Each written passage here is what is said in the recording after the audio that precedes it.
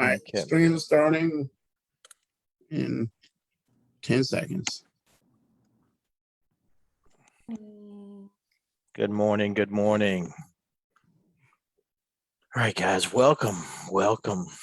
It is Saturday, March 26th, 2022. And I want to welcome everybody to the podcast today.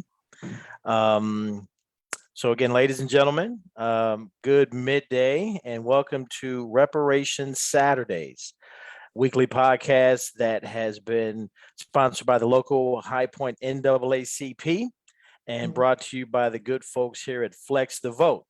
My name is Rob Sims. I am your co-host for today's event.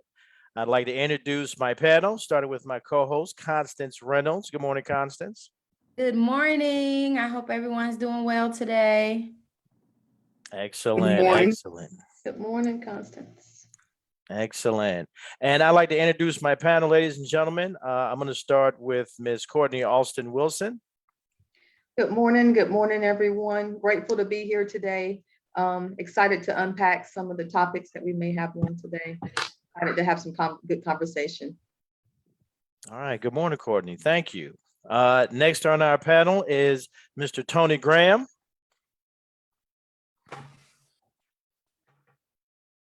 Good morning, everyone. Good morning. Good morning. Morning. We have Mr. Jason Hicks. Good morning, everyone. Happy to be ready to get into discussion and see where it leads us. Excited about some of this restorative justice through reparations. So, All right. Good morning, Jason. And last but certainly not least, we have Mr. Ken Watts. Yes, hello. Good morning. All right. Good morning. So yeah, guys, again, we are here on Reparations Saturdays. Just a quick overview. The NAACP of High Point has submitted a request to the city of High Point to look into reparations for its Black citizens. Currently, we are at the stage where a commission is being formed that's going to study the effects of racism, the effects of reparations, and will come back with suggestions to offer to the city on how reparations can be given to the Black folks of this city. Right now, we're in the process of gathering applications for those who want to get on the commission. Those applications are being accepted through the city of High Point. So if anyone wants to put an application in, we certainly suggest you go to the website, fill it out. They're looking for a resume and they're looking for an application to be filled out. So with that being said, today's topic we want to talk about is going to be poverty and the disparity that poverty has on the Black citizens of this country, and more specific, to High Point. And so what I'm going to do is I'm going to turn the microphone over to Ken Watts. Ken is the co-founder of Flex the Vote. He is a website designer and technical guru when it comes to websites and website designs. So Ken, I give the floor to you, sir. All right. Well, thank you very much. I am definitely glad to be here this morning. And I guess the main thing that I wanted to shine a bright light on is the extent of the disparity. Me personally, one of the problems I always have with discussions on reparations, and I think it leads to, with no offense, given, being meant, sometimes the people that are involved in those discussions, I think, have a certain lack of perspective as far as the need and the extent. So just to bring forth some statistics, there's a statistic that's bandied about a lot of times that says that the Black household has 10% of the wealth of the median white household. And while on paper that is statistically true, according to the Federal Reserve, in their every 3 or 4 years analysis done in 2018, when you take out depreciating assets, that growth, that disparity grows another tenfold. Essentially taking Black wealth, median Black wealth, to almost 0. So when a lot of times, and one of the worst phrases that I hear a lot is, upper crust Black folks saying, well, we're not a monolith, not all Black people are poor. Well, when the median Black wealth is 0, then statistically that means that yes, we are all poor. Just because you can have a phone call like this, where a couple of the members of the discussion are in the Black elite, and I'm gonna define that later, does not mean that the people we're purporting to speak for are not all poor. Statistically, when your net worth reaches 0, I don't know what better definition of poverty there is than that. So, Right. and when I talk about depreciating assets, just to be clear, depreciating assets is the family car, the furniture in your living room, the appliances in your kitchen. You can't sell these things to help out with life. You can't sell the family car because you need it to get to work. You can't sell the furniture in your living room because no one's going to give you anything for it. You may have paid a couple $1,000s for it. It's worth 0 now. Or close to it. You might be able to get a couple hundred. That's about it. So depreciating assets is, and when you get to the point of wealth, when you get to the level of wealth as a group, where you're quibbling over depreciating assets, personal transportation, furnishings in your own home, when that's the wealth that you're left with, then we got bigger problems. So I just want to highlight that as a base for the conversation. Building on top of that is I want to speak to some of the people like ourselves who are actually having this conversation, and give us kind of a reality check. To be in the top 5% of Black society, you need $350,000 in net assets. Okay. Which is a paltry sum, in my opinion, for an entire life's achievement. It basically means that you own your house with a mortgage and you have a pension, which is not something you can pass down to your heirs. If you own your house and you have a pension, then you're in the top 5%.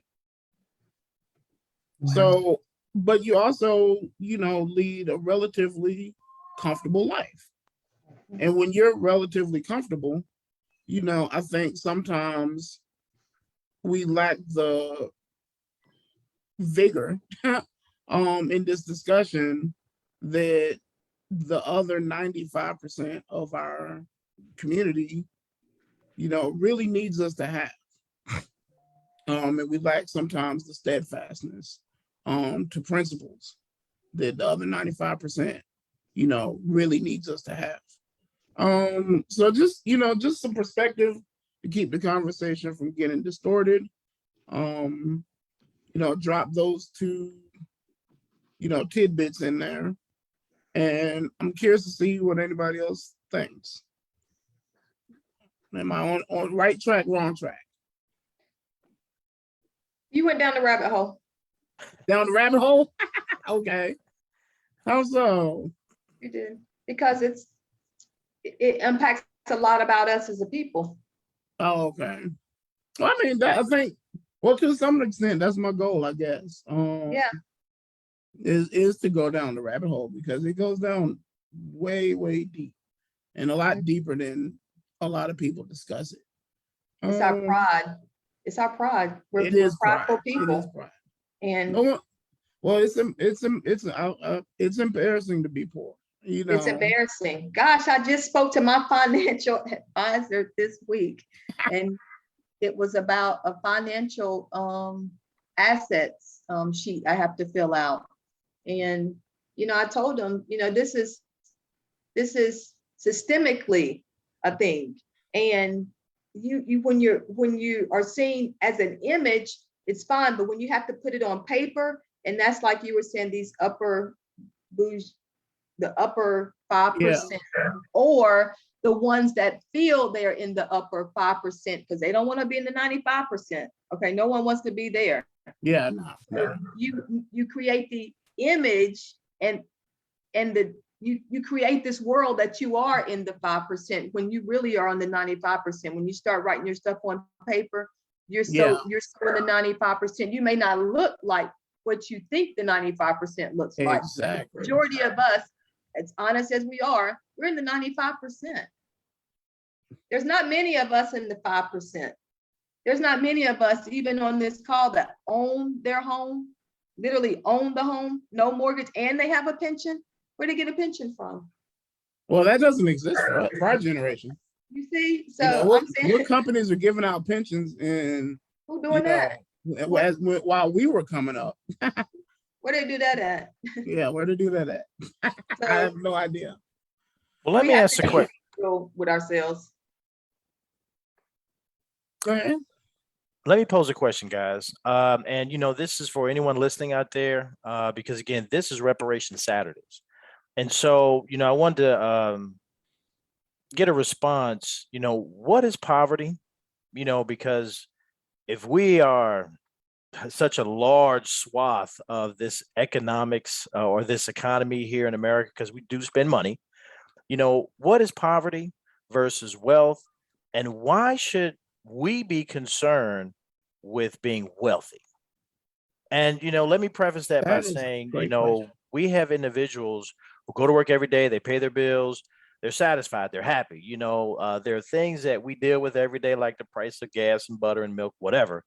But when you look at, the satisfaction that people have with their lives, we're talking reparations. And so how do people recognize when they're at that 95%?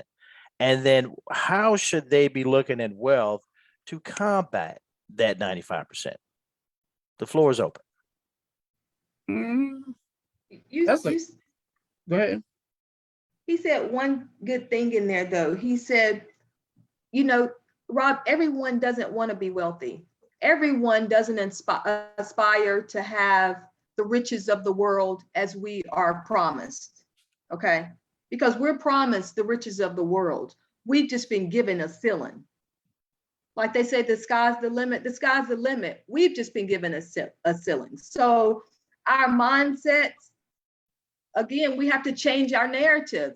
We have to know that we are greatness. We have to know that we are the intellectual beings moving on the earth. We have to have more value within ourselves. We have to know more about ourselves, enrich our thoughts of ourselves. And then, like, again, everyone doesn't want to be wealthy. Some people are comfortable with just what they have. But are they comfortable, Rob, with what they have because they know nothing else? And they've been denied so many accesses into so many roadways that, at some point over generations, you don't know why the spirit's killed, but the spirit gets killed. It could have been their grandfather that the spirit got killed. So they don't even know where it comes from within their DNA makeup. But let us just have the opportunity to see who wants to be wealthy. Because That was I also want to make sure that we're all using the same dictionary. And I think the term. Go ahead. Well, let me say this, because that's what I was getting at. Courtney just hit it. Where is the responsibility for this country and its legislation and its practices that have created that mindset in our community? Because again, that goes back to reparations for me. I mean, if we're not thinking wealth, where does that come from? Because this is the land of opportunity. Everyone should be able to come here and create whatever life they want. Well, if you don't expect nothing, you won't be disappointed.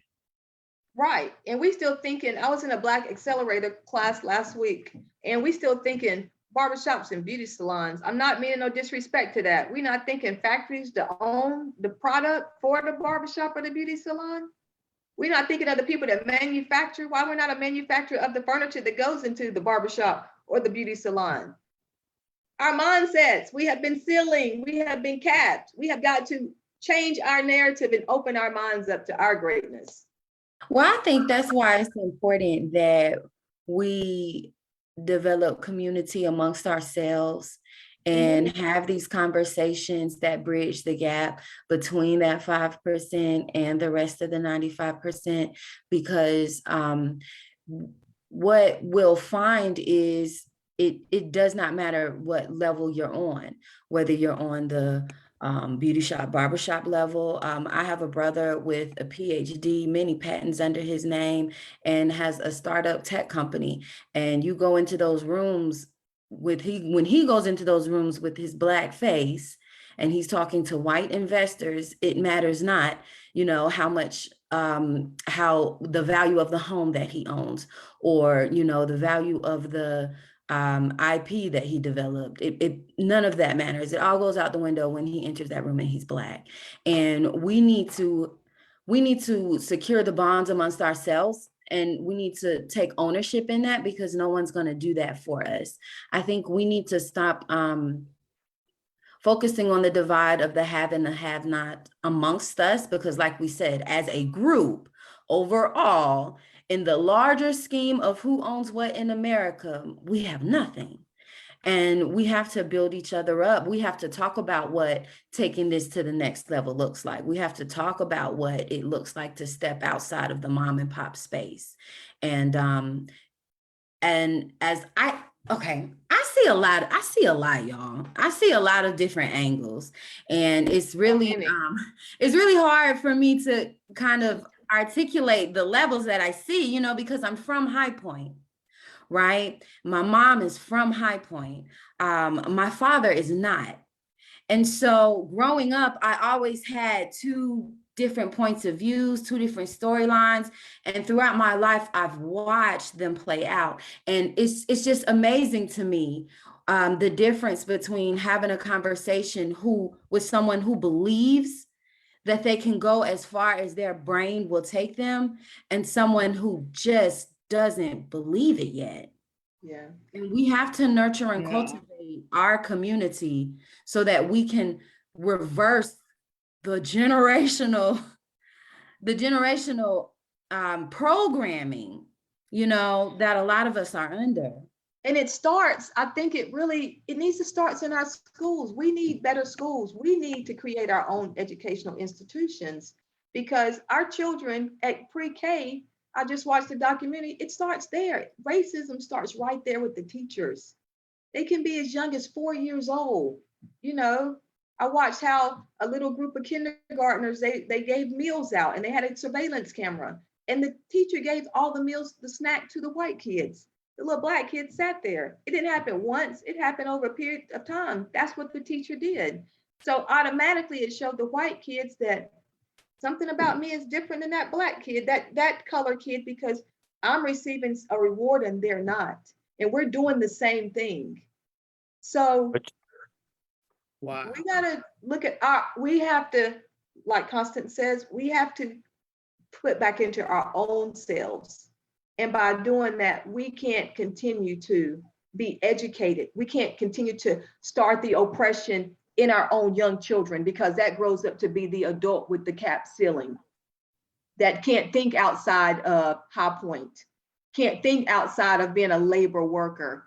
We have to start putting back into our community in a different way and stop holding the oppressor accountable for our lives and our destinies.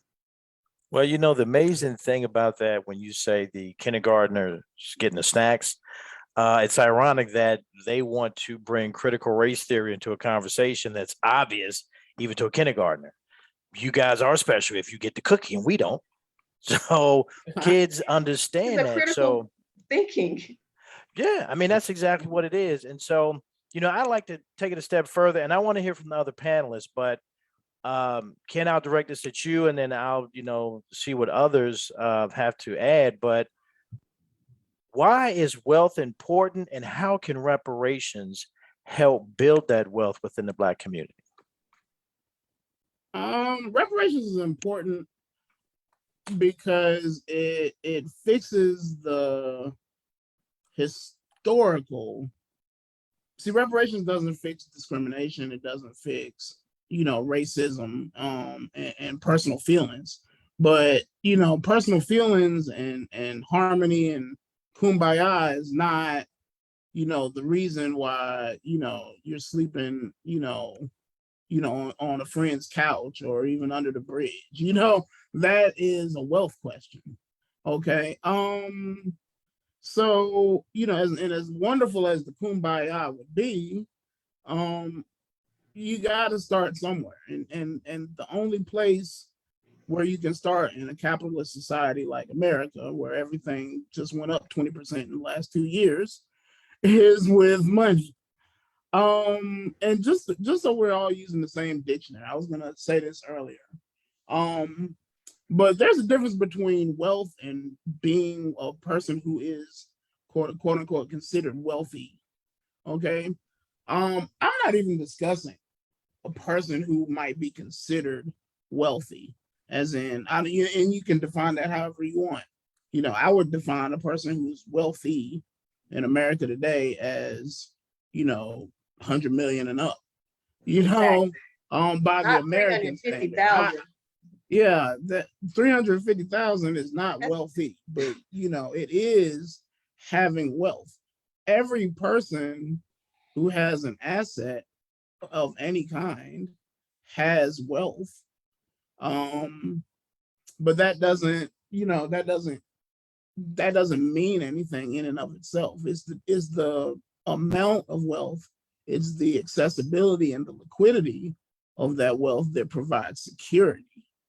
And what we're really talking about in today's American society, in my opinion, and when we're talking about what we're talking about in regards to reparations, is security. What is it going to do to your family if you were to lose your job and it took you 3 months to find a new one? What would it do to your family if you fell ill, and had to be in the hospital off and on for 6 months? What would it do to your family if you decided to, hey, I want to start a new business and I'm going to take a risk and open up a factory to supply the beauty salons and the barbershops? That type of enterprise is a financial risk. Can you take that risk? Can you absorb a failure? I think one of the main reasons why you see such disparities in Black business and entrepreneurship is because failure for Black Americans is fatal. If you're a white business owner and you decide to take a risk and open up a factory and you invest, whatever little you may have in that business and it fails, do you have a support system that will help you recover from that failure? And a lot of white business owners, have experienced multiple failures. And they went right back to mom and dad and grandma and grandpa and aunt and uncle and said, help me. I just lost $100,000 in this widget business. And, I thought it was going to be a good idea. It turned out it was a drastic failure and I need to recover. Can I sleep on your couch? Can you, feed me and take care of my children while I financially recover from this, enterprise that failed? Black folks don't have that option by and large. We're the ones, the Black folks who are, well salaried. I'm not going to say wealthy in any way, but well salaried Black folks, we are the support system for our entire family. Every salaried Black person is a DSS agency. we get the phone call when our sister's about to get evicted. We get the phone call when, somebody's heat breaks down and they don't have the money to fix it. And that's a tax. That's a tax. So no, you can't go out there and take a risk on some enterprise. But yeah, so that's why it's important. And one of the main things that I think reparations fixes is that, the ability to have security, the ability to go out and take a risk on something that, it might work out and increase your wealth, but it may also, lose the wealth that you invest into it. And I'll supplement that. Pew Research, a couple of years ago, Pew Research did a study that found that the main factor, the number one factor in a person's wealth was the previous 2 generations' wealth. And it was a controlling factor by 50% or more with fairly conservative standards. And so what that means is that, all things being equal, had your parents and grandparents, and when we talk about grandparents, we're kind of talking about World War II generation, turn of the century, 1900s, if your grandparents had not been successfully kept poor, there's a 50% likelihood that you would be wealthier than they were. And, for Black Americans, that's just not the case. That's just not the case at all. So yeah, reparations is very important, and reparations is a replacement for having, wealthy grandparents. In my own life specifically, my grandparents' wealth, gave me the freedom to start my first business. And I'm an entrepreneur to this day. I support myself, through business, but it took money to get that started. All the way back when I was graduating high school, going through college, it took money to get that started. I had a family that provided me resources so that I could start a computer business when computers were new, when they were relevant. It's funny, the girls have been studying, we talk about the education system, right? So the girls have been studying the presidents in school. And I handed them a $20 bill the other day. And they looked at it and they said, "Oh, that's Andrew Jackson, mommy." And I said, "Oh yeah, and he's the reason why your mommy's still talking about reparations today." I said, "They didn't teach you that in school, but he's the reason who said we couldn't get, our ancestors couldn't get their 40 acres and their mule." And you're right, Ken, the generations before us having the wealth that we can stand on, many of us are not blessed to say they're in that position. Yeah. And because we are so far removed from that first generation of slaves that were freed after the Civil War, it's not just the resources, also the knowledge of how to utilize them and get the most of them. And that's why you hear so many, even of our own people, even Black people, I have so many conversations with people who are either, in the grocery store at the Food Lion or sitting up at the country club talking about how Black people don't need to get no money because they would just spend the money because they don't know what to do with the money. But that is, to me, that's a further argument for why we need the reparations, because we've been left out of conversations that are passed down from generations. So it's not just the resources, but it's also the knowledge and the awareness of how to make your money work for you. I know I was my sister was telling me she had a conversation with a nurse who makes very good money and was still talking about how second job, she still was coming up maybe 1,000 short a month. She needed to find some extra income, and I mean her salary alone was easily 100 a year. But it does not matter what level of income you're at. if your mentality is stuck in a place of poverty or a place of living beyond your means or a place of not knowing how to make money work for you, how to grow money. These are things that white families sit and just talk to their kids about. Like, these are things that, you know, it's just secondhand knowledge. The way we know how to cook mac and cheese so good, they know how to open a trust fund. Like, we need to acknowledge the fact that it's you know, these conversations about the definition of these terms and how to really look at finances is equally as important as everybody getting their check. Like, we need to talk about so much more than just money now, but we need the money. Well, But well, Constance, I'm that's sorry, an Ken. internal conversation though, too.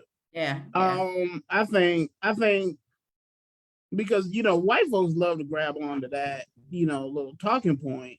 And I mean, you can go either way with financial literacy in the Black community.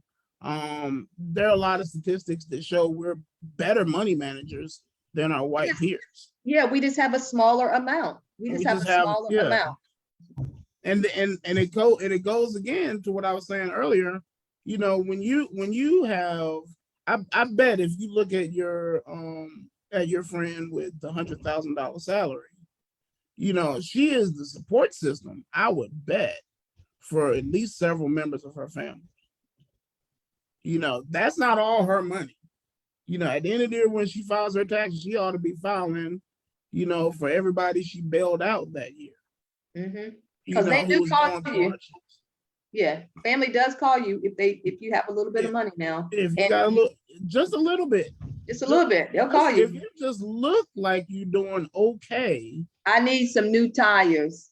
ain't that the I truth? need my stuff out the pawn shop because I'm about to lose it. My mortgage, if I don't pay my rent, we're gonna get evicted. I'm about to get it. Yeah. But even that mindset of, okay, you know, even if you're in the position where you have to look out for, you know, the rest of the family. And I know plenty of, you know, young professionals who are my age, who are moving into executive levels, and you look at how they live, you wouldn't know it because their income is split between them and the family that they support. I see it all the time. But at the same time, you know, even the idea to grasp, okay, I got a little money coming in. How do I grow this money? Like, how do you turn a little bit of money into a little bit of more money? Where can you get a return on your investment? It's having the opportunity. So, okay, we have a little bit of money, but if we were able to have a little bit of income and get another mortgage at the bank so we can purchase a property so we can rent it out. And that would give us some more. You see, we don't get there's a ceiling again. We don't get the chance to go to the bank with our little bit of money to turn that over and buy a piece of rental property to rent it out or to create a business, or that's not, our opportunity stops with the little bit of money.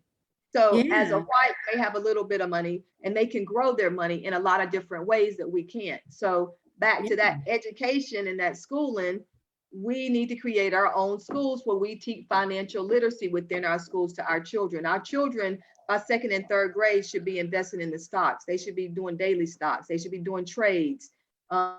We should know about our tariffs so we can trade internationally. Our young kids could learn these things and we could change the whole dynamics of our situation. We wouldn't even have to worry work within their economy. We could work within our own. Exactly. So let me ask you this. Would reparations create that opportunity?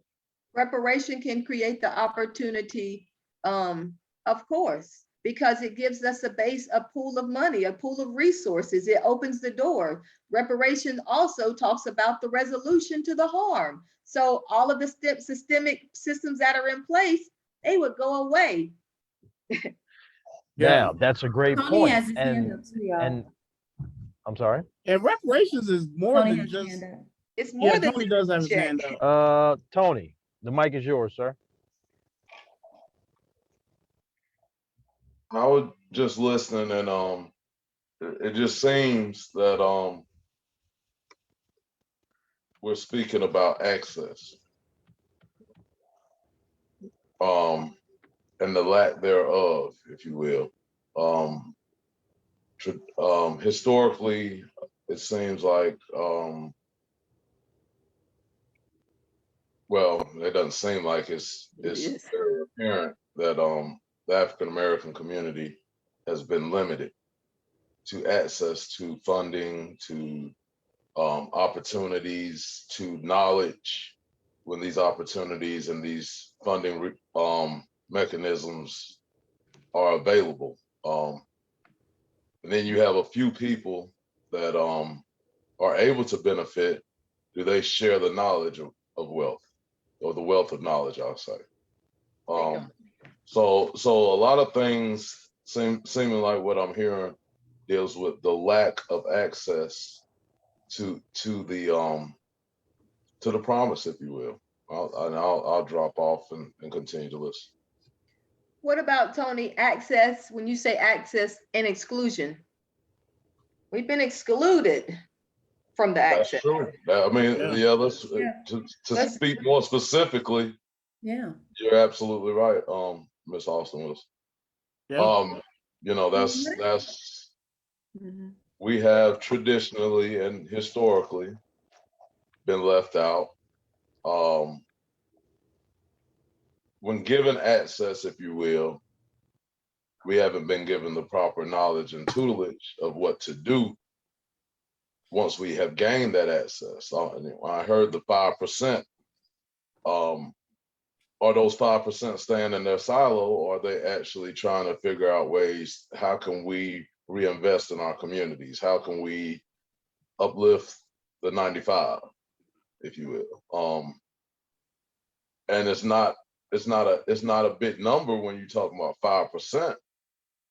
How can you move Can 95 they to actually? 5? Right? They can actually Can push them. make a big enough difference in that disparity of number. We're talking about a huge gap. If you're talking about 100, let's just say we're talking about put numbers close to where they are and say maybe 30 million Americans that are of African descent. 5% of that, that's what? Somebody help me with the numbers. I'm a math guy a little bit, but help me Well, I out, was Rob. gonna say I don't know what the number is. About 5%, a 500,000 or 30, so, one something like that. 1.5 million. You know what I'm saying? So that's a very small number. And do they live Yeah. in the community? How far removed are they, the 5%, from the community, Tony? Oh, I would Are they say in?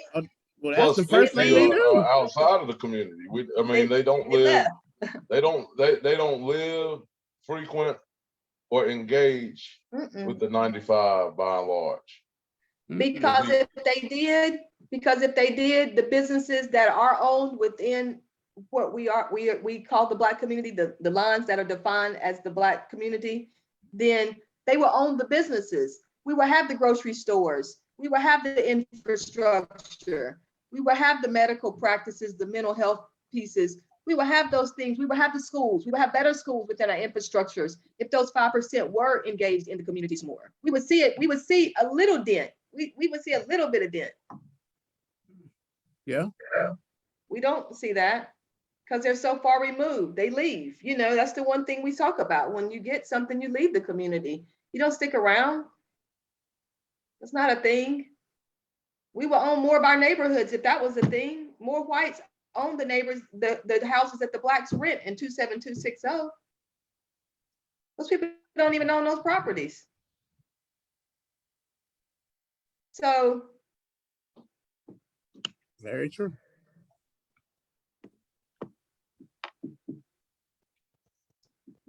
Well, these are all great points, guys. But let's try to, bring it back to how that's going to get reparations in High Point, because I've heard in the last couple of comments that it's all about access.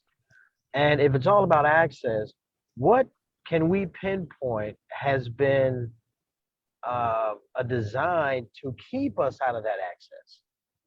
Because, we have to look at, why is it that we can't get to the investment opportunities, why we can't get to access to government, because, we need to be more involved in how all legislation works. Because if we're talking reparations, it's an egregious wrong. And what's been egregious here that, we can point to and say, look, this is why this situation is what it is. Great day. You're on point Can I- today, can I Rob. say something? Can I say something to that, Rob? Real quick. Absolutely, yeah. Go ahead. So, and we recorded, so I'm gonna just speak candidly. So I'm not running for no office or nothing. So You never know. well, I doubt it. But anyway, the truth of the matter is, in a society, you have to have an oppressed people for you to have an elite status.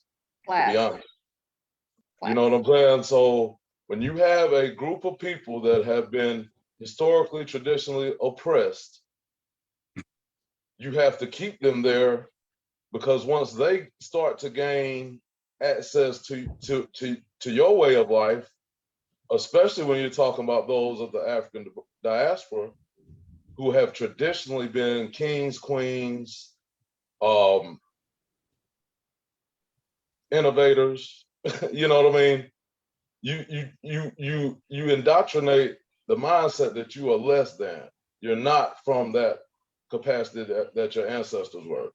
So you miseducate. I'm not even gonna say uneducate. You miseducate those people to who they are.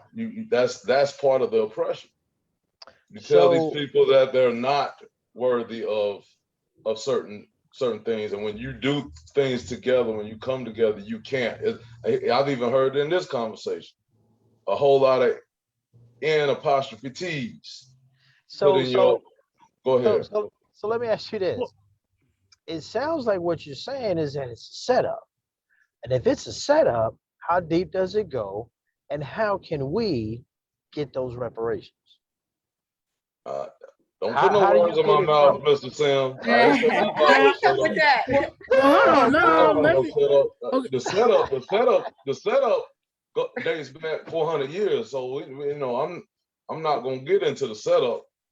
The setup continues within the legislation and the systemic disparities that we have in our community. The setup's already occurred. We continue to fall for the okie doke. That's what you need to speak to if you want to talk about the setup. The setup. Yeah. Once you know better, you do better. You see what I'm saying? Right. And that's what we're asking. Set up for you. The setup was the way they treated our Ketanji Jackson Brown this week. That was the setup. That's the setup. Yeah. How they put their racism on display for the world to see. Now. Well, the setup is alive and hold on. Let's be clear. The setup is alive and well right now today. Right. Just to take one thing. It's alive right here on this thing, because we have to watch what we say right here. So it's alive and in action on our right now. I was gonna say. Wait. Let's bring it back a minute. The setup has never been more real. The setup has never been more real than it is in 2022. Yeah, let's keep it real. Okay, so let's keep it real. All right, because we're being candid, and this is an open forum, so I don't think the word setup is such a bad terminology when we're talking about reparations. Remember, it's got to be egregious. This has got to be wrongs that have been committed and that has had lasting impacts on this community, my community, for the past 4 or 5 generations. Ken, you said if wealth is about 2 generations prior, then we definitely got a dead old. We never had no stock in this country except to build it. That's that sweat equity everybody talks about. Now that's real. It happens. And with, the whitewashing with CRT, they want to make it seem like we just all of a sudden just made cotton. We made a shirt. Black folks was there. Black people miraculously they was doing other things. Yeah, there was. We can get into that. But all the white people went to sleep one day. Hey Rob, all the white people went to sleep one day and woke up and there was black folks all around. Where'd they come from? Oh my God. I don't, but see, that's where the setup comes. And that's where I want to shine the light on what are we facing? What is our challenge? And what are we, I mean, what can we do to overcome that challenge? Because remember, guys, we have a commission looking into reparations for citizens of High Point. How are we going to get those reparations? We can unite. We can unite again. Other states and other cities are doing this. There are power in numbers. When we unite and come up with a outline and guidelines, I just feel that there are power in numbers. It spreads like wildfire once one state, two state, three state, one city, two city, one county, 12 counties, 32 counties. Man, this stuff is spreading. People are talking about reparations. The government, when it's up in your face, it's like George Floyd. The video went out, they put a knee on his neck, he cried, he pleaded, America, the world. Once these things start, once like this, what we're doing now, once we continue to talk about it, once we join with other forces, other cities and states, again, I really feel that we will get what we are deserved. It's going to be a snowball effect. It's coming. It's coming. Unite when we unite. But Rob, you touched on one thing. You were saying something about what can we do? What can we do? And or how? What you said something, but one of my answers was it's as simple as just right here in High Point, they had an incubator program for furniture students. And our president, Jimmy brought it to my attention before, but there was an incubator program and they were accelerating students to be able to do internships with these big furniture companies. And it was an opportunity for them to get in and learn and actually be able to take a lot away from that. So when we talk about access, Rob, access to things like that we are excluded from, there was not one Black in that program. Now, that could have been an opportunity for someone Black to be in the furniture industry to learn in that incubator program, but yet they were excluded from the program. The community hasn't heard about that program, and why not? So those are little small things. The exclusion, again, cost us. That cost us a generation of being in the furniture industry. Just that small program. Is that program still active? Yeah, it's active. It is? You talking about GAP? I don't know. You have to ask Jimmy what the name of the program is, Mr. James. But I'm not sure. Oh, Gap is not exclusionary to furniture, so I don't. That's not. You might not be talking about. Oh, it was just for the furniture. Gotcha. And when we talk about how they changed our story around and made us just slaves, we have to remember, that we were the first creators of universities. We were the first. Timbuktu had 4 college universities. They're teaching people from all over the world. So we have to remember, we created algebra. We created the almanac. These are things that we don't know. These are things that education, again, plays a big part of what we've been excluded from here and how we can ask for those, how we can demand those things back. But we have to change the narrative. We have to push out more. But again, we don't have Black media, or we don't have a news channel like ABC, CBS, NBC, which are all owned by somebody. We don't own that we can be on like a regular news channel. Constance and Courtney in late night news, and we're talking about, it doesn't come on. We don't have Constance and Courtney on late night news, We don't have Rob doing the weather, telling what the storm's coming from Africa. We don't have those things. So I think what reparations, to go back to the question and kind of bring it back around to the wealth gap that Ken was discussing, what I think reparations could do is begin to create that type of security net that we did not inherit from our grandparents and great-grandparents. It would, just think about how many people might take a risk if they felt like they had a little bit of cushion to do so. So say if I had $5,000 And I reached out to 4 other girlfriends of mine. And I said, hey, look, I have $5,000. Y'all have $5,000. We put our $5,000 together. Now we have 25. Now we might be able to invest in some type of asset. Now we might be able to begin a starter fund, and we might be able to put money under a cause, or money under the education, or money under a safe space. So we could build something. And when you look at your bank account and all you have is $5,000, you're gonna be like, heck no, I can't. And Courtney was talking about, we're embarrassed to say that we don't have it. We're embarrassed to say that we only have enough to pay our bills and maybe cook dinner and maybe get some gas, and that's it. But if we were in a situation where we could just have a break from being in survivor mode and begin to wrap our minds around what thriving might look like, reparations might serve as a cushion to those who don't have that access to the bank loans, who don't have that access to grandma, granddad, write me a check real quick. And they might be able to, start up what they've been working on in the kitchen, start up what they've been talking about and thinking about and planning about. Because it's, when we have these conversations, especially between business owners, people start with an idea and then go get some money. You know what I mean? You have to have an idea and then go get some money. But we don't have to have great ideas. So many of our great ideas just stay in our minds. They hit the graveyard. They hit the graveyard. Yeah. So I think reparations, although let's be real, there are plenty of people, if anybody's seen that Dave Chappelle show, from Chappelle Show, when he was talking about reparations, they were like, there is not one Cadillac left on the lot. Like there might be people that go ball out. That's their business. But think about how many people that could afford them a little bit of cushion to take that risk and to put their money together so that we can invest in our own. But I think before we get reparations, we need a car. We need a car right now. Like the guy that did the Tesla, what was it? The Tesla.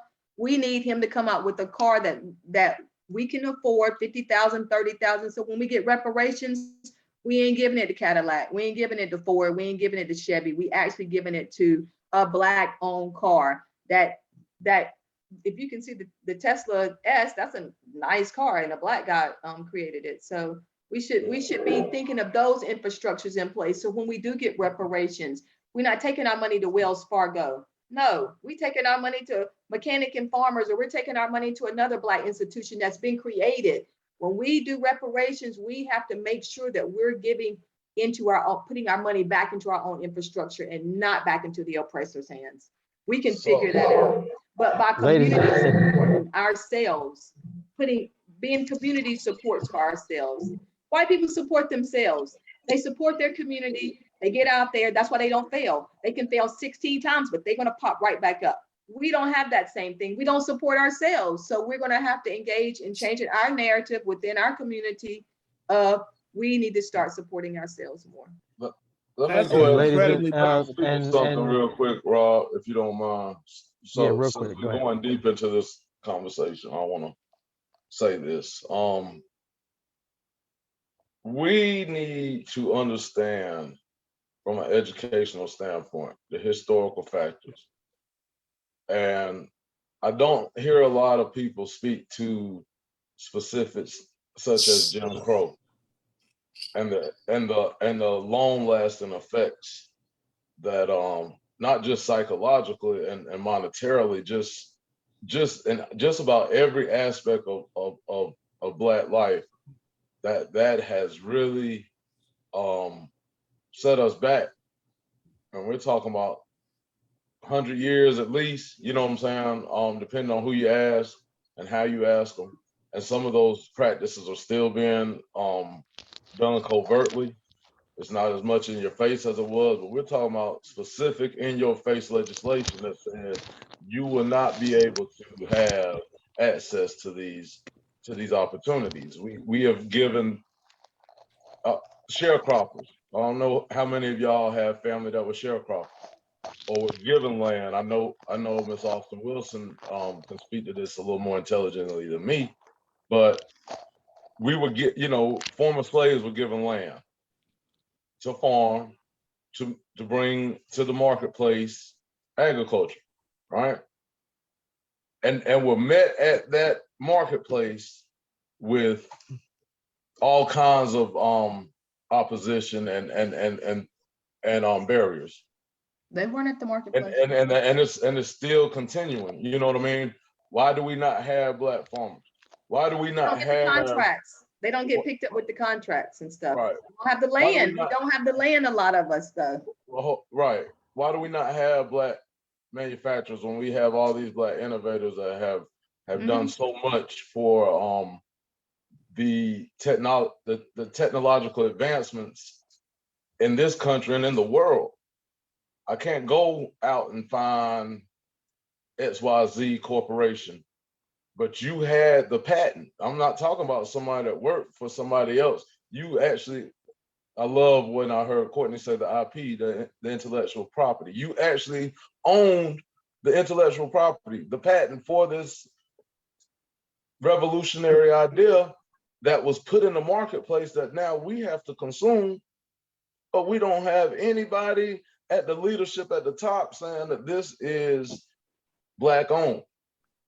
It's time for us to start demanding that these things be changed. And it may take, if we've been exclusively left out for generations, then maybe we need to be exclusively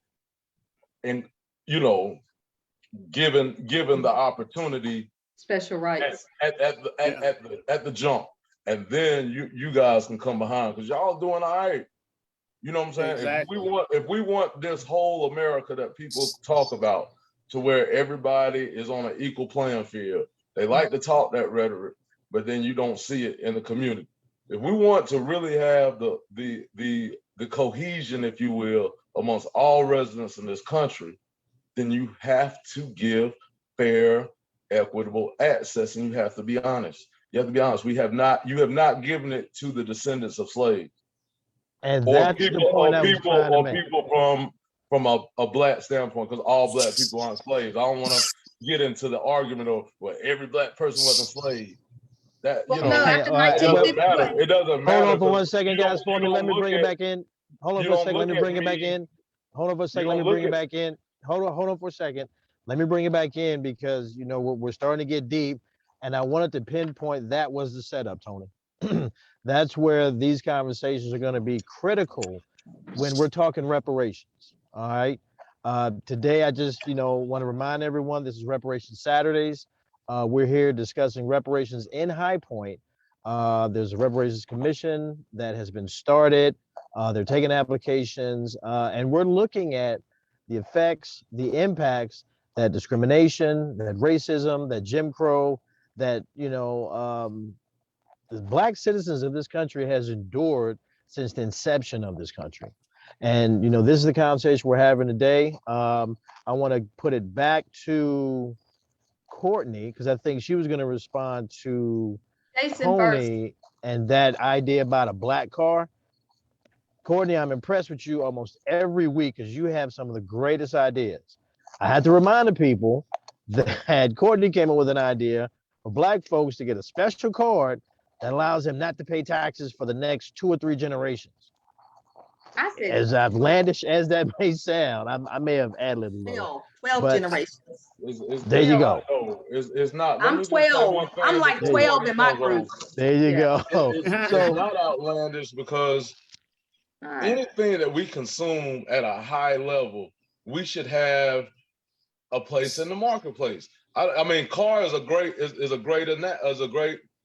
we're not gonna have a great car. example. But I mean, everything, computer technology. I mean, I'm looking at my printer right now, my laptop. I'm looking at my cell phone. I'm looking at Cannons, my furniture all in that. my office. Apple. I mean, we don't have access to any of that at a level where we should be able to support. And that's what we're talking about. It's like, if I know I can go to Courtney if I can go to Austin Wilson's furniture store or Austin Wilson's manufactory of cars, I'm going to buy from Courtney. I'm going there. I'm going there, but I can't go there because I'm not there. There's not a there. Go ahead, Courtney. We're not there. Jason has a hand up. Jason, let Jason go. All right, so this kind of ironically, this all goes together. In regards to what I'm going to say to reparations, to what I call the setup, and what reparations could and should do to repair that. So everyone on here knows that I like to research. So this week I was researching some stuff, and I realized that I was looking at the south side of High Point. I realized in the 80s, during the war on drugs, and then in the mid 90s, during, or right after, rather, the crime bill, you see a shift of ownership of homes from historically, or some from historically Black families to known real estate families and the matriarchs of those families in High Point. So there's almost this correlation of what I call the carceral state's continued slavery through the carceral state, and then homeownership stripped from Black families, which I believe is part of the setup. And then if you go further than that, those homes are still owned by those predominantly white families in predominantly Black neighborhoods in High Point, with no opportunity for Black ownership on that side of town, or very limited.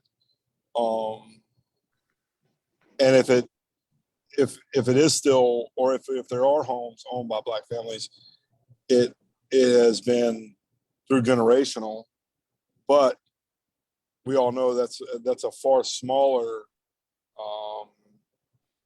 Black generational wealth is far, far, far, far smaller, almost non-existent when put beside white generational wealth. But also another thing that I found interesting this week, and I didn't really think about it until I thought about it, I guess, is so if we look at, slave auctions happening at a courthouse, and then we look at the justice system and its war on Black people, and how the justice system in itself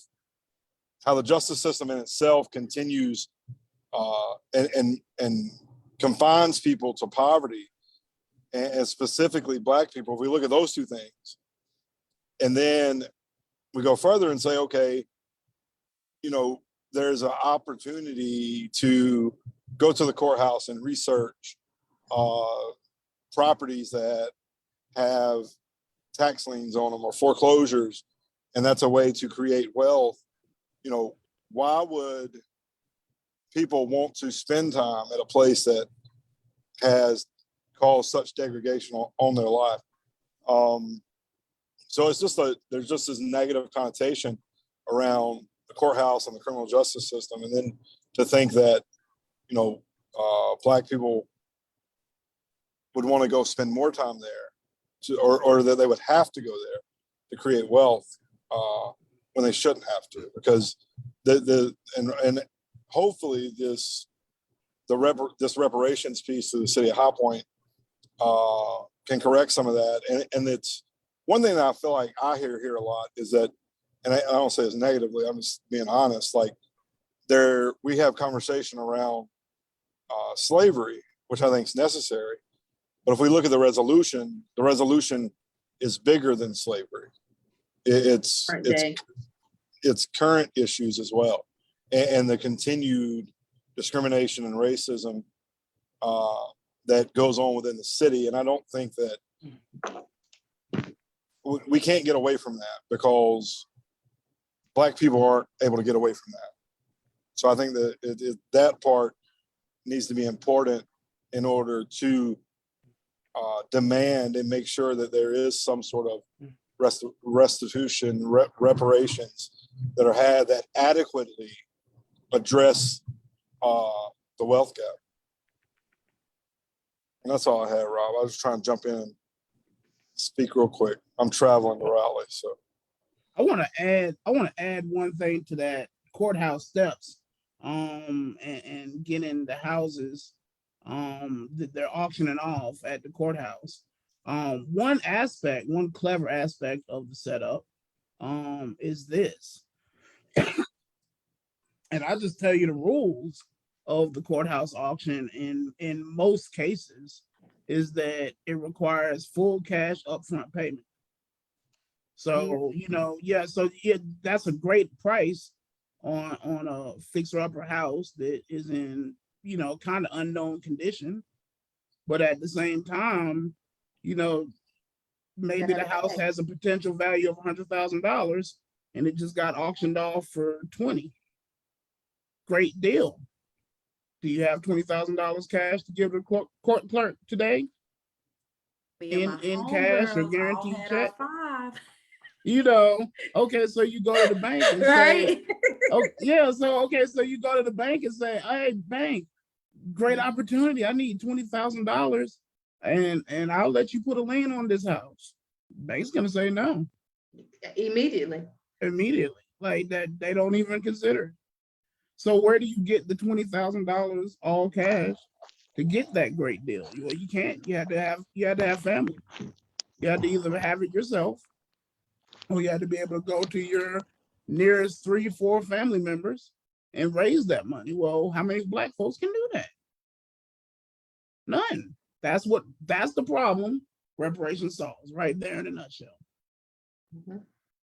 Thank you, Keith. And one comment I want to add to that, because someone mentioned Miss Ketanji Brown Jackson, want to give a big shout out. She is facing some tough questions, but let's all cheer her on as she goes through this process, because that is number one. She's going to be the first. So big up to you, Ms. Brown Jackson, Mrs. Brown Jackson. But continue. I'm sorry. Go ahead. Reparations. How much is that check? How much can we get that check for? How much can each person get the check for? First person. I got a couple of, It's a few generations of checks. I've got, yeah, it is. I've got a couple of, I've got three bullets, well, 4 bullets really. One of them was when Jason was saying it's continued day. And I wanted to add to that, we are continually harassed and terrorized on the daily basis. So that has to be addressed. Number 2, he spoke about the courthouse and how that's unfair to have to go to the courthouse and experience that place.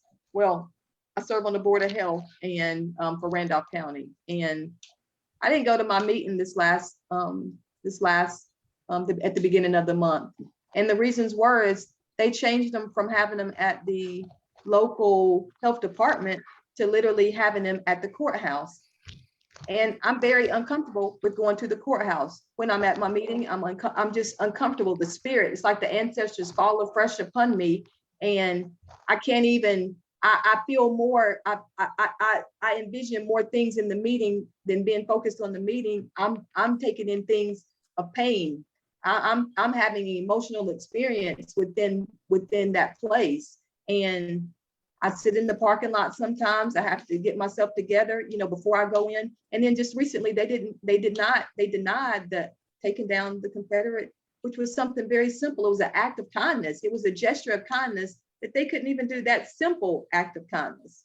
So I just voiced that, I can't go there. I can't emotionally, physically. I should not have to mentally be put through that. And no one else on the board looks like me. I am the only African-American on the board. So no one feels that, and no one has that anxious feeling. So I told them, let's move back to our original meeting place. And hopefully they will consider that, and hopefully they will take my feelings into consideration and they will go back to the original place. But yeah, we are meeting at the courthouse. So number 3 thing I wanted to point on was we talked about the patents. We talked about the intellectual property when Tony was speaking. Okay, so, we know about this thing called the real, when we say, is that the real McCoy? Where that came from. The real McCoy was actually a man, and he actually had over 57 patents. And what they would do was he did lubrication and steam engines. And what they would do was people would take his patent, literally steal his patent. So when they would go down to the US patent office, these white people, they would be like, at some point they recognize his patent. And since he couldn't get the patent, the people would actually say, now, is this the real McCoy? Y'all hear that? Elijah McCoy. They would say, now, is this the real McCoy? 1844, Elijah McCoy. Like, that's amazing. He could not get it, but so think of all the inventions with lubrication right now and with steam line engines and things. Think of all those things that have Elijah's, that's his family, his descendants should have gotten that. And then back to Rob, when he said, that's 2 or 3 checks generations. No, Rob, you got a ceiling. Your mind's thinking like the ceiling. We don't have a ceiling anymore.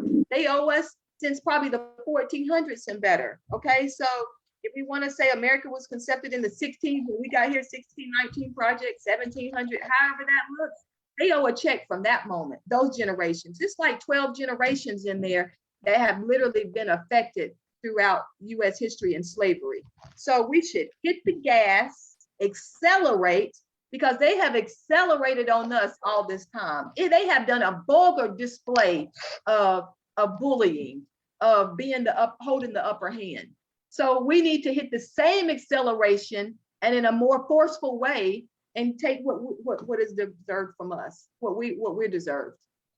We should never back down and bow and say, we want 2 generations, 3 generations. No, we want endless generations. This is an endless opportunity for us. They've had endless opportunities since the Americas were created.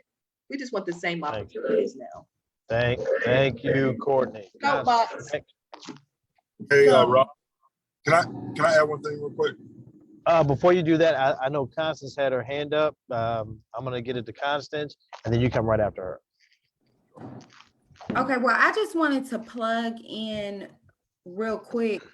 This is exactly why the conversation we're having right now is exactly why it's important for citizens of High Point to apply to be on this commission and to participate, because I've looked at what the other 12, no, we're number 12. I've looked at what the other 11 cities across the US have been doing in their demands on for reparations in the city.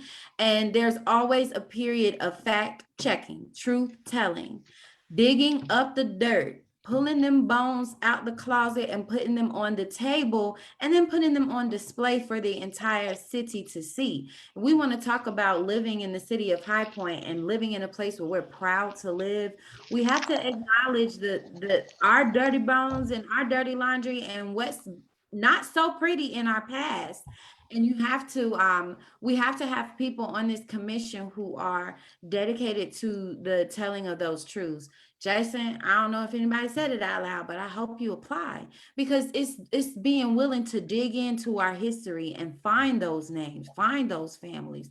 Who were the original owners, and then whose land was stolen, whose property was taken away from them, these neighborhoods that were torn apart, these areas in High Point that were exclusively Black owned, and how you can look at them today and it looks nothing like it. We need to uncover these truths. These are the facts and these are the figures that we have to bring to the table in the city.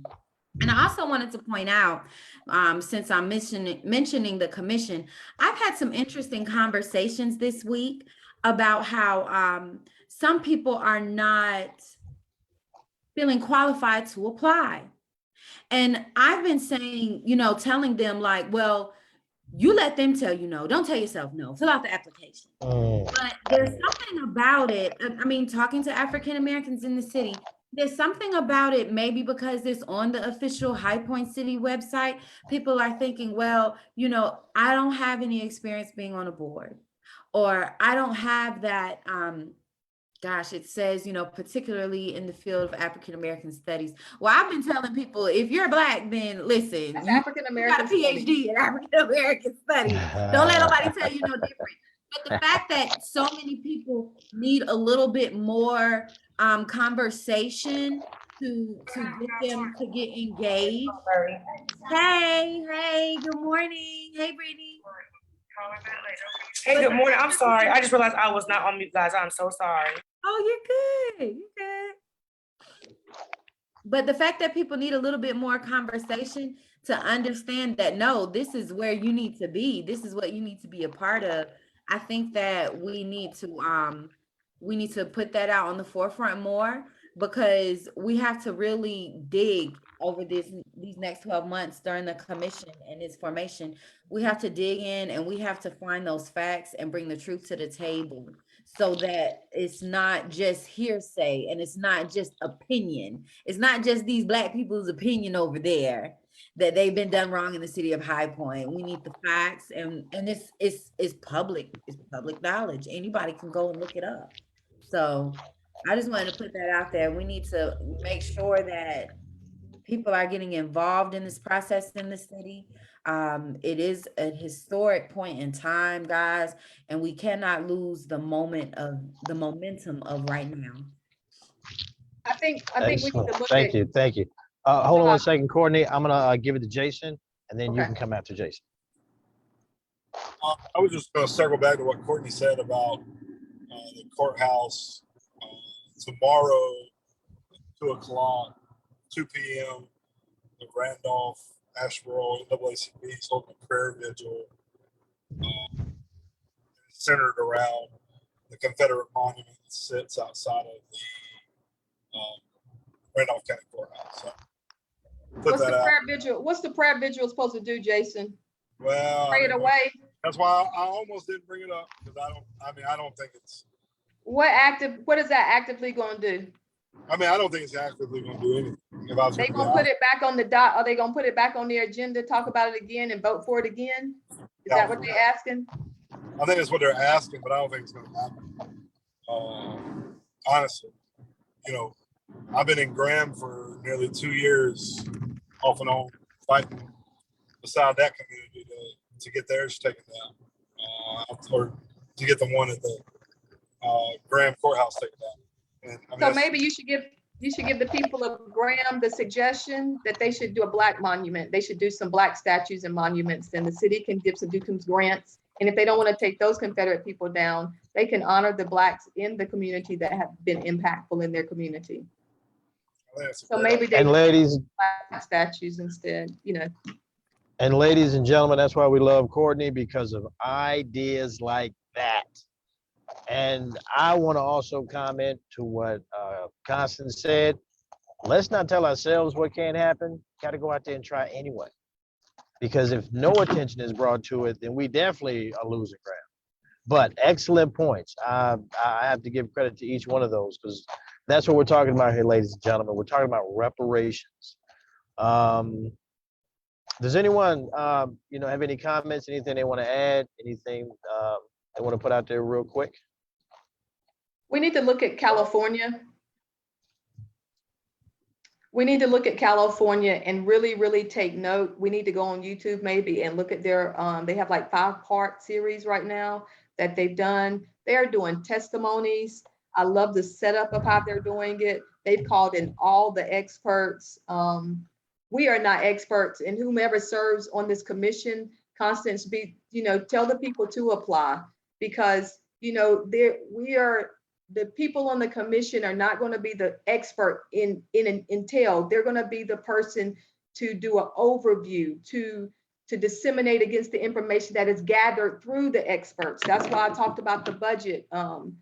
When Ken and I spoke about the budget like 2 Saturdays ago, it is important because these consultants, some of them may come with no price, but the majority of them are going to come with the fee, to be able to get these experts in mental health or in economics and social, in all of these different pieces. We're going to have to spend some money. The commission's going to have to spend some money. And I think California is a great example of how they're going to get to the root of it in a way that if we take it on as an approach, as just having conversation and digging, and we can learn, yes, it's very important for us to learn the specifics about High Point. So definitely, but it's a broader, bigger thing that we have to dive into, more detailed, specific about how we're going to be able to get, like Rob said, how are we going to get them to give us reparations? It's going to have to be a lot of detail, a lot of layers to that to be able to push us in the direction of reparations. So I definitely would challenge everyone on this panel to definitely start studying California. Let's see how we can call out to California. Let's see how we can build some relationships with some of the chairs on that committee already, on that commission. See how that we can share information, go back and forth with them right now, because they're really doing something great out in California. And I can't see how they are not going to get I don't see any way wiggling around the way they're going to be able to get their reparations. They've got attorneys, they've got senators. You know, we need to get out to our senators. We need to get out to Alma Adams. We need to get out to Gladys Robbins. We need to get out to our senators that are going to be supportive, Republican, Democrat. We don't care which bird wing they fly. We just want them to be able to be supportive. Again, getting out with our partnerships, our local nonprofits, people that say they're for the Black community, for equity and inclusion. We need to start building relationships with those individuals. I yield. Thank you, Courtney. Thank you. All right, everyone. Do we have any other thoughts or any other comments or anything else we want to add? I'll just say one quick thing. Since we are all from High Point, I would ask folks to look up. He's not a High Pointer per se, but well, he's not a High Pointer at all. But Thomas Day, a Black furniture maker back in the middle 1800s, and he was a free Black man from Virginia, but he did a lot of his work here in North Carolina. And some of the designs, from what I've been told, that helped build the furniture industry in this region came from Mr. Day.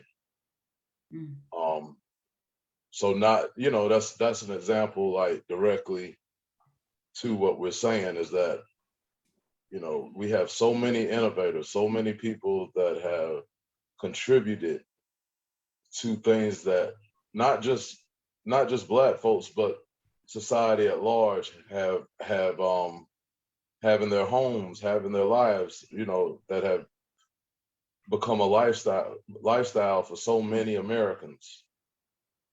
Yet and still, this man has probably ancestors and people that should benefit. I think Courtney spoke to the Tesla, the guy who actually designed the car. We know Mr. Musk owns Tesla, but I think it was a Black man that designed the Type S or something like that. You know what I'm saying? And now he has his own car company. Right. He because he worked for Mr. Musk, then the IP, the intellectual property, resides with Tesla. But if that man were given the opportunity to say, like, here's an incubator for innovation for African Americans and Black folks, to where you can take your invention and actually have access to that the money. It's a no-brainer to me. Like, if y'all seen the movie Acrimony, I like that movie for that purpose. How patient he was, and they tried to give him $1 million, and he's like, man, I'm not selling my work for $1 million. And then he ended up getting like hundreds of millions of dollars at the end. This is what we're talking about. It's like, who is going to invest in us? Who is going to take the time and allow us to get into the marketplace fairly? Because at the end of the day, if you have a great product, it's going to sell. I couldn't wait to get my first Super Soaker. Didn't even know it was a Black man that invented that. I mean, I couldn't wait. Like, senior day, we all went and got Super Soakers so that we could have a water fight. It's like all of us went and bought this Black man's invention, not even knowing. It was just the hottest thing out. And I believe that we have that capability. You know, folks don't care, you know, even white folks, they don't care that it was invented by a black man or it's a black company. You know what I mean? If it's the best thing on in the marketplace and the value is comparable to what they can afford, we have to sell our stuff at a premium because we don't have the traditional, you know, economic power that it takes to get into the marketplace fairly. So I have to sell my $20 widget for $40. Nobody's buying it because I don't have the opportunity to mass produce and bring those economies a scale down. I don't have that opportunity to get into the marketplace fairly. And I think that's a huge issue for us as we talk about generational wealth. Because once we get the check or whatever, you know what I'm saying, what do we have? What systems are we willing to develop or ready to develop to ensure that we have generations of help me with the word, I guess, generations of Achievers. that our money continues to grow and thrive, that our products and our products, I won't even say services, we have plenty of services, our products continue to be innovative and continue to, you know, be competitive at the end of the day. I appreciate y'all letting me come on today. Can I tag Tony real quick? Rob, can I tag Tony? Go ahead. Okay. One of the things he was talking about, the gentleman that did the furniture. There's one of my family members, the Ganaways of Trinity, North Carolina. He created beautiful furniture. We have some still in my grandmother's home. He was very impactful in the furniture industry, but did not get credit at all for it. And I look at that. He was one of the slaves of Braxton Craven, one of the elementary schools here, one of the people of Braxton Craven's pool of people that financed the school, live right beside the school. And then another thing I wanted to talk about was the first car. You know, our first car was invented by a Black man and his sons. Was it the Robinsons, the Robertsons? I don't want to misquote them, but I know it's like a Robinson. But they were the first inventors of the car, and then they couldn't financially do all that needed to be done. So therefore Ford came along, they copied, you know, and then they created doors and things of that nature to the car. But that first car was invented just like the first small engine was invented by a Black slave that couldn't get a patent on it. So these are all things that, like Brittany has a son, Bentley. Bentley should be able to go out and sketch, you know, or get a hot car, you know, those Hot Wheels that little boys get. He should be able to dream. He should be able to be innovative. He should be able to get a sketch pad. Your daughters included, Constance. They should be able to get a sketch pad out. They should be able to dream of a car they want to envision. There should be an incubator program for them to have summer programs, summer camps in. They should be able to go and dream and expand their minds to the fullest of what God wanted us. He gives us these visions not to be silly, not to be capped off by a white man. He gives us these visions and wants us to fulfill them. We have purposes in our lives, and visions come with purpose. You know, so we can't fulfill our purposes on this earth if we're going to continue to be held down by white people. And we should demand want more, and push for more. Absolutely. Amen. That's right. I want to thank everyone again for joining us for Reparations Saturdays. We are here every Saturday at 10 a.m. And I just appreciate everyone for everyone's input, Ken, for the knowledge you dropped on poverty and finances, and always Courtney with your amazing ideas, and just especially Tony, you know, and Jason. Like I appreciate all of y'all, all of y'all. Thank y'all for being here, and let's keep the conversation going, guys. Everyone listening, be sure to like our page and follow our group on Facebook. We go live on Facebook every Saturday as well. Thank you for joining us live on Facebook, and get involved. visit our website, High Point NAACP, and we'll be here next week. Everyone have a great week.